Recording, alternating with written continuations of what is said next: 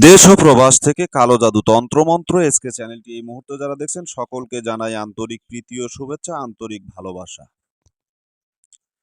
ভিডিওর শুরুতেই জাতিগতভাবে প্রত্যেকটা মমিন মুসলমান ভাই বোনদেরকে জানাই সালাম, আসসালামু আলাইকুম। হিন্দু দাদা দিদির প্রতি আদাব, অন্যান্য সকল ধর্মের প্রতি রইল আন্তরিক ভালোবাসা, আন্তরিক অভিনন্দন। আজকে একটি ব্যতিক্রমী ভিডিও নিয়ে আপনাদের সামনে কথা বলবো। ব্যতিক্রমী একটি তাবিজ নিয়ে কথা বলবো। অনেকে বলেছিলেন, যার কারণে আজকে এই তাবিজটি আপনাদের সামনে আমি উপস্থিত করলাম।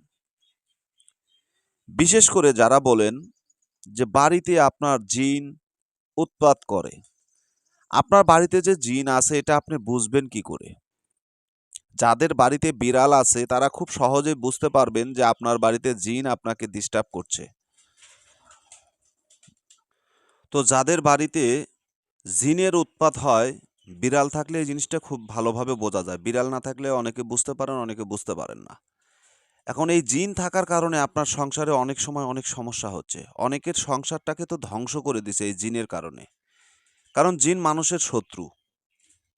সৃষ্টির শুরু থেকে জিন কিন্তু মানুষের শত্রু, দুশমন। তো অনেকের বাড়িতে জিন ঘরদুয়ারে মানে ঘরে ঢিল মারে, যাদের জানালায় থাবর দেয় বা দরজায় থাবর মারে। আবার দেখা যায় যে ঘরের বা আশপাশে এখান থেকে ওখানে যাচ্ছে, ওখান থেকে ওখানে যাচ্ছে।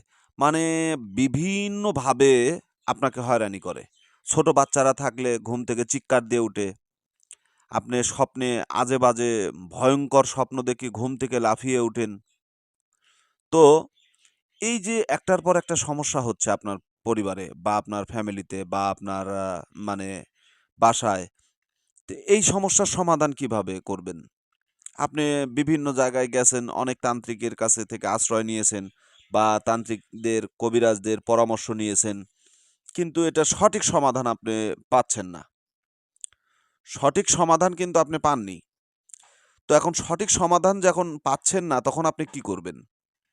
এখন এই সমস্যা থেকে তো বেরোতে হবে।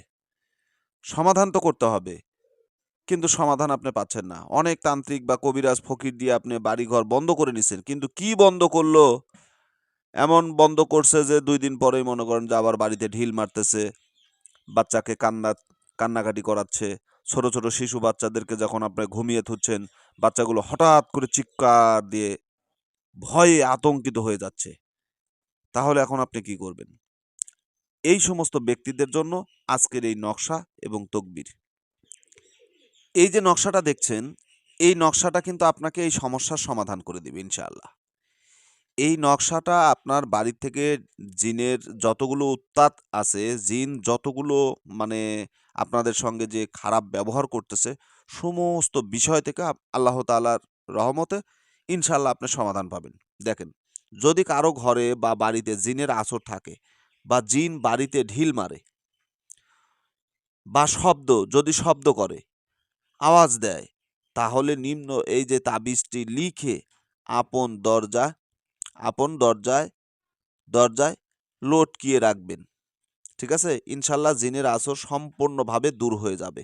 এখন অনেকেই বলবেন যে, "হুজুর, আমি তো এই তাবিজ লিখতে পারবো না। তাহলে কি করব?"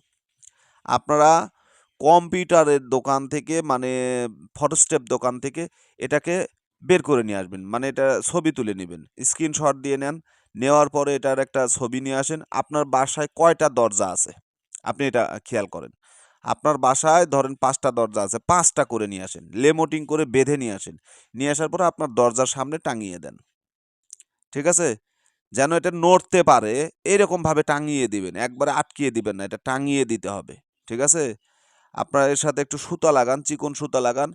ওখানে একটা মানে আপনি দরজার সামনে একটা যেকোনো জিনিস দিয়ে সুন্দর করে লটকিয়ে রাখেন। বাস, আল্লাহর রহমতে আপনার বাড়িতে আর কখনো জিনে উৎপাত করতে পারবে না। জিনের কোনো উৎপাত থাকবে না। জিনের কোনো মানে আসর বলতে যে জিনিসটা সেটা আর থাকবে না। ইনশাআল্লাহ সমাধান হয়ে যাবে। তো আশা করি বুঝতে পেরেছেন। ভালো থাকুন, সুস্থ থাকুন। চ্যানেলে নতুন হলে চ্যানেলটা সাবস্ক্রাইব করবেন। যদি ভালো না লাগে দেখতে থাকুন। দেখতে, দেখতে ভালো লাগা ভালোবাসা হয়ে যাবে ইনশাআল্লাহ। আল্লাহ হাফেজ।